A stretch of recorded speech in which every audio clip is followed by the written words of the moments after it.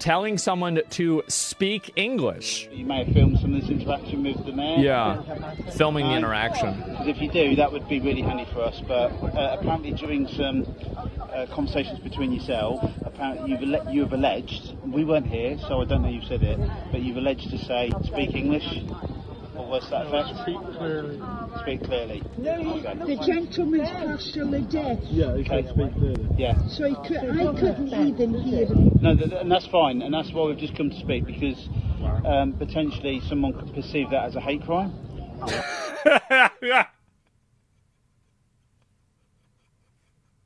What kind of retarded bullshit are they on over there? Holy fuck, where does this come from? What the fuck are y'all doing? What caused this? I'll tell you what caused this. Karens. Karens caused this. Karens, complainers, and retards caused this. That's who causes it. Did we just know this was going to happen? Didn't we? Bro, he thinks it's funny. This guy says, what the fuck? I believe this, then we need to look at it, because someone's potentially reporting.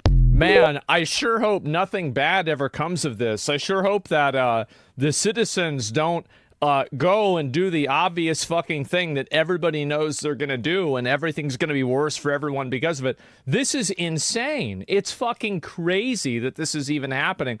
They are absolutely, like, eventually there is going to be Chancellor Sutler incoming. Yes, they are going to have some super fucking racist right-wing person come into this country eventually, and they are going to win by a landslide. I can guarantee it. Like, this kind of bullshit is not gonna last. So many people are fed up with this, and it's gonna hopefully, yeah, and as soon as that happens, it's gonna happen everywhere else too.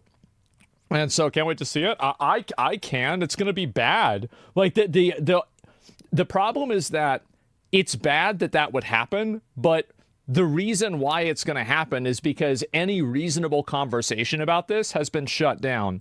And so, like, this is the problem, is that when you make reasonable discourse impossible, you make unreasonable discourse inevitable.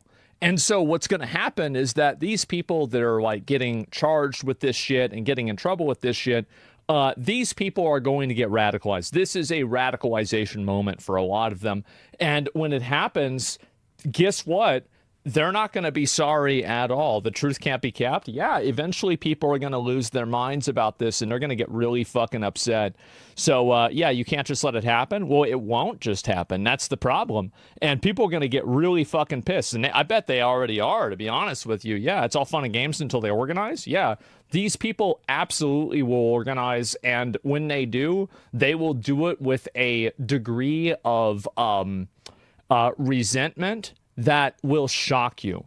Like, it is going to be like an insane amount of frustration these people are going to have, and it's going to be bad for, I think, pretty much everybody involved. And so, yeah, good. Well, you say good, but this is, I guarantee you, every time that you have an extreme thing like this that happens, you know, every action requires or, you know, causes an equal and opposite reaction.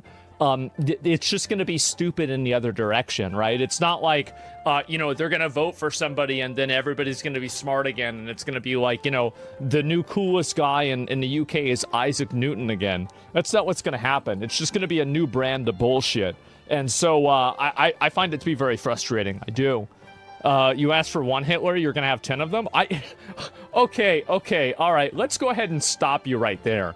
I didn't ask for Hitler. Okay, before there's another clip that people are using to call me a Nazi, all right? No, I did not ask for Hitler. I said that they're going to make it happen. That's a very, very different thing. So, yeah, very, very big difference. I'm predicting a Hitler. I'm not asking for one. And I wish that we wouldn't have this happen, because these people, it would have never happened if these people wouldn't let this, would have let it get this far. And that's it. I'll read a few more of these. It'll soon be a hate crime in the UK to be a white Brit. This is the way a lot of people feel. And regardless of whether it's true or not, I think people are going to vote based off of it being a reality. And that's scary for a lot of people. It's a very dystopian thing to see an Englishman telling another Englishman that he can't say speak English in an English country. Well, I mean, this is the same country that's burned people for being witches and stuff, right? I mean, you know, they had all kinds of like weird religious bullshit. This type of mindset is a religion, by the way. It's the new religion.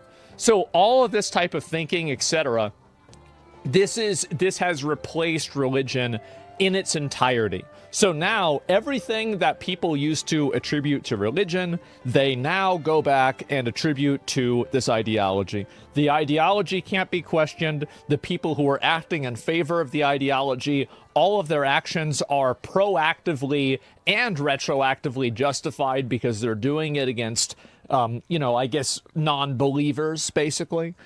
Doing it against non-believers. And big surprise, whenever you create a system that justifies dehumanizing and treating a certain group of people like garbage, it will eventually be used on you. And that's what's going to happen.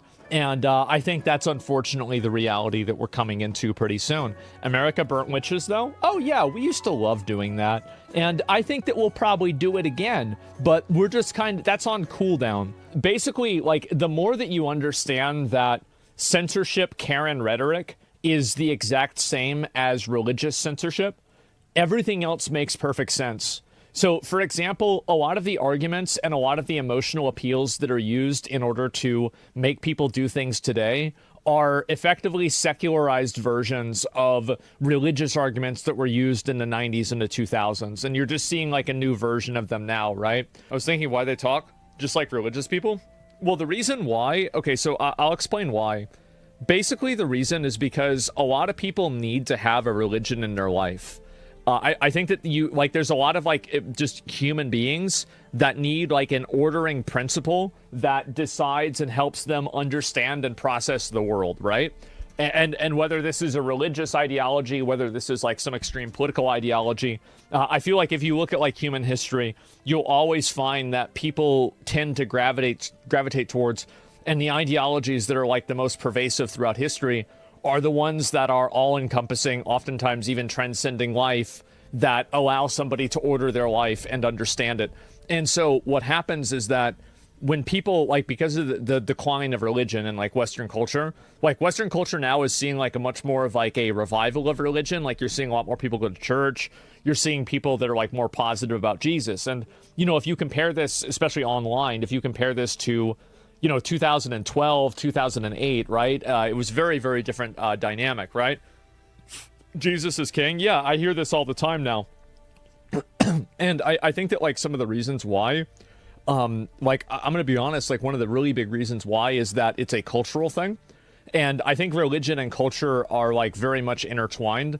Like, if you look at, I would assume probably like a lot of Middle Eastern culture is probably either derivative of Judaism or Islam. You look at a lot of Western culture, it's probably derivative of Christianity.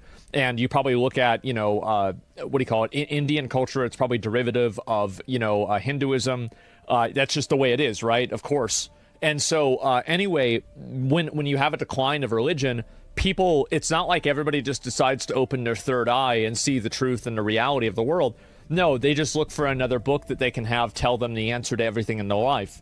And so that's the reason why you see so many people that are like, you know, these like political people that treat their politics like a religion. It's because for them, it fulfills the same purpose. That's it. Hinduism is more of a seeking than a religion.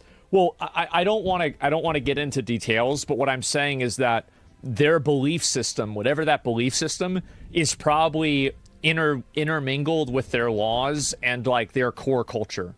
Like, that's really what I'm trying to say, right? Again, I'm not really a big fan of religion, but I can respect and acknowledge that a lot of people who are religious, you know, it helps them and it's a positive force in their life. I hate religious fundamentalism, and I hate religious people that try to push their beliefs on somebody else. But I can respect a person who has a religion that they keep to themselves and they don't use as a weapon to oppress other people. So, like, that's the way that I feel about it, and that's pretty much about it, right?